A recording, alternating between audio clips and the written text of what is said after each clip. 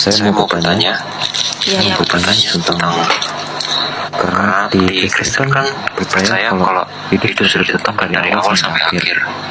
Allah sudah mengetahui hidup manusia dari awal sampai akhir. Dan di Kristen juga percaya namanya kehendak bebas. Itu kan kayak pertentangan gitu. Apa namanya pertentangan? Ya silakan Pak. Pertanyaan apa, Bang? Kehendak bebas dengan kehidupan yang sudah ditentukan. Jadi sebenarnya kita nggak punya kehendak bebas karena hidup kita sudah ditentukan gitu. Ya, Mbak Lina mungkin dibimbing dulu agak ini. Biar Siti dulu yang menjawab sesi ini. Ya, Bang Diki Muslim ya. Enggak, saya kurang paham sama pemahaman agama saya sendiri. Oke. Berarti Kristen. Iya, Protestan. Oke. Mungkin begini. Abang mengatakan bahwa Allah itu kan dia al-awal dan al-akhir, atau dia yang awal, dia yang akhir. Maka Abang menyimpulkan bahwa dia sesungguhnya maha tahu, betul ya? Iya. Nah, kemudian di sisi yang lain manusia diberi kehendak bebas. Nah, maka pernyataan Abang adalah sebenarnya manusia tidak punya kehendak bebas. Karena Allah yang telah menentukan itu semua. Itu pendapat Abang tadi. Betul enggak? Berarti sebenarnya kehendak bebas tidak ada. Bukan, saya mau memperjelas pertanyaannya dulu. Jadi menurut Abang kehendak bebas itu tidak ada karena Allah telah menetapkan segala sesuatu. Betul? Iya. Ya, jadi begini Bang. Ini perbedaan kita dengan keyakinan yang lain bahwa apakah kita percaya kepada takdir nih? Ini kita yang ngomong takdir ya. Orang Kristen percaya takdir. Nah, tetapi ya ini menjadi perbedaan kita. Bahwa kita mengetahui takdir itu sebatas Allah ya mengetahui segala sesuatu. Oke? Di hadapan Tuhan itu tidak ada pekerjaan yang tidak selesai. Masa lalu, kemudian masa kini, bahkan masa depan itu di hadapan Dia secara bersamaan. Sebab Dia roh. Kalau kita meyakini Dia yang awal dan Dia yang akhir, tentu Dia mengetahui segala sesuatu. Sampai di sini sepakat ya? Iya. Oke. Jadi ya Alkitab menyatakan begini, bahwa hal-hal yang dinyatakan itu bagi manusia, hal-hal yang tidak dinyatakan itu bagi Allah. Mau ini ya, mau ayat firman Tuhan ya? Boleh. Bentar ya, saya bantu Abang pelan-pelan karena ini Kristen ya. Oke. Iya.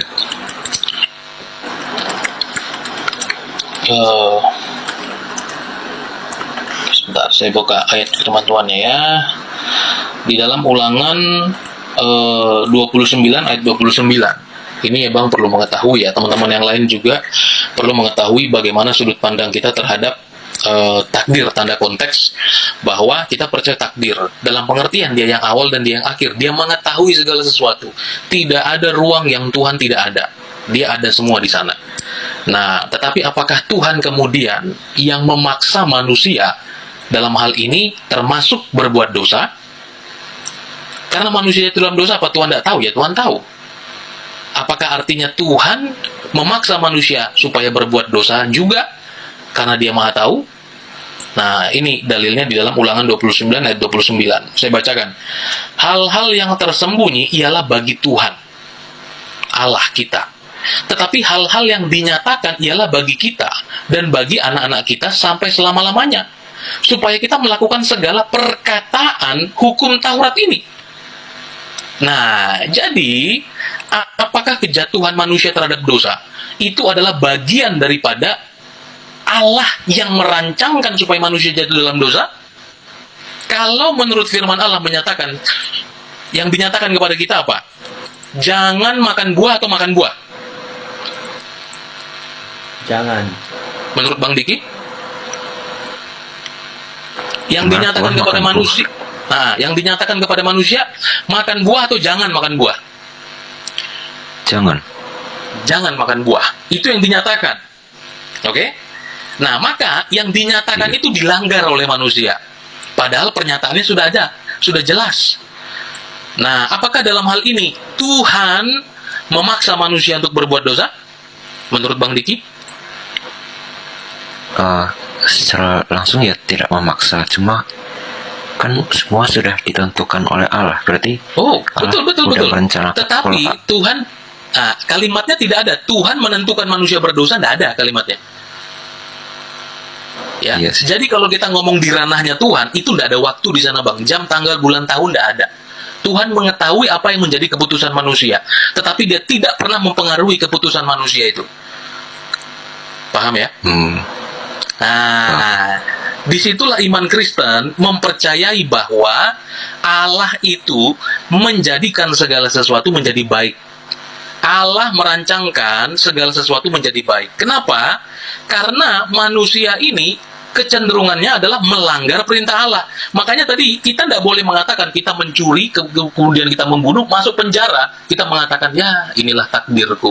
Ini sudah dirancangkan oleh Allah. Loh, yang tertulis apa? Jangan membunuh. Itu yang kita ikuti. Maka kalau kita kemudian masuk penjara karena perbuatan kita, itu akibat daripada kamu melanggar apa yang Tuhan telah nyatakan, yakni firman. Nah, maka daripada itu, waktu kita melihat konteks kejadian, Alkitab menyatakan ini kehendak bebas. Semua pohon dalam taman ini boleh kamu makan buahnya dengan apa, Bang? Dengan tidak memakan buah yang dilarang. Bukan. Kalimatnya begini. Semua pohon dalam taman ini boleh kamu makan buahnya dengan Bebas. Dengan bebas. Bebas. Nice. Semua pohon boleh makan dengan bebas. Nah, tapi ayat berikutnya, nanti Abang lihat di dalam Kejadian pasalnya yang kedua. Semua pohon boleh kamu makan buahnya dengan bebas. Tapi ayat berikutnya, tetapi, di atas sudah dibilang bebas, kok di ayat berikutnya pakai tetapi. Nah, ini menjelaskan kepada kita semua bahwa sekalipun manusia punya kehendak bebas, tetapi kehendak bebas itu harus kita pergunakan sesuai dengan apa yang Tuhan mau, yang dinyatakan kepada kita semua. Semua boleh dengan bebas, tetapi kalau pikiran manusia biasa, bebas sebebas-bebasnya tanpa aturan, itu manusia. Ya, makanya Allah kita itu memberikan kita kehendak bebas. Karena diberikan kehendak bebas, kebebasanmu harus dipilih sesuai dengan apa yang Tuhan mau. Ketika kita menggunakan kehendak bebas kita di luar daripada apa yang Tuhan nyatakan atau bahkan bertentangan dengan firman Allah, akan ada akibatnya. Makanya kebebasan yang dimaksud adalah kebebasan yang diatur. Ya, kebebasan yang diatur. Nah, maka kita melihat di sini bahwa manusia punya kehendak bebas, betul. Tuhan mengetahui segala sesuatu, betul. Ya. Nah, jadi itu bukan sama sekali manusia itu dalam dosa. Itu karena Tuhan yang tetapkan. Waduh. Kita keliru di situ. Ya. Kita keliru. Maka penyaliban Yesus Kristus, pengorbanan Yesus Kristus itu sia-sia dan konyol. Dia yang menetapkan manusia berdosa, dia yang menebus manusia berdosa, dia juga yang menghukum manusia berdosa. Padahal dia yang paksa supaya manusia berdosa. Ini nggak connect. Tapi ada iman lain yang mempercayai itu. Ada iman yang lain percaya takdir termasuk dia berdosa. Karena Tuhan menetapkan, bahkan kalau tidak berdosa akan dimusnahkan. Ada keyakinan lain seperti itu. Tapi dalam iman Kristen tidak ada. Karena waktu kita menyatakan hal-hal yang dinyatakan, itu bagi kita, ikuti. Yang tidak dinyatakan, jangan ya, mungkin takdirku mencuri, mungkin takdirku membunuh, memperkosa, ya ini takdir. Oh enggak, perintahnya yang dinyatakan apa? Jangan mencuri, jangan membunuh, jangan berzina. Nah, kira-kira seperti itu ya Bang ya. Bahwa takdir dalam iman Kristen, sejauh Allah mengetahui segala sesuatu, dan di ranah zonasi adikodrati itu, Allah mengetahui semuanya. Tidak ada ruangan yang Allah tidak ketahui. Nah, maka Alkitab menyatakan, ya, manusia mereka-rekakan yang jahat, tetapi Allah mendatangkan kebaikan. Apapun yang terjadi di muka bumi ini, rencana Tuhan pasti yang jadi. Nah, makanya puncaknya adalah kedatangan Kristus.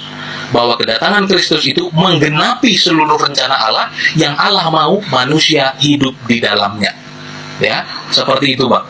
Sampai sini saya harap sekali teman-teman, bahkan Abang juga mengerti bahwa takdir itu tidak sebrutal pemahaman orang-orang di luar sana. Ya, Allah tidak pernah memaksa manusia untuk berdosa. Maka Allah juga tidak memaksa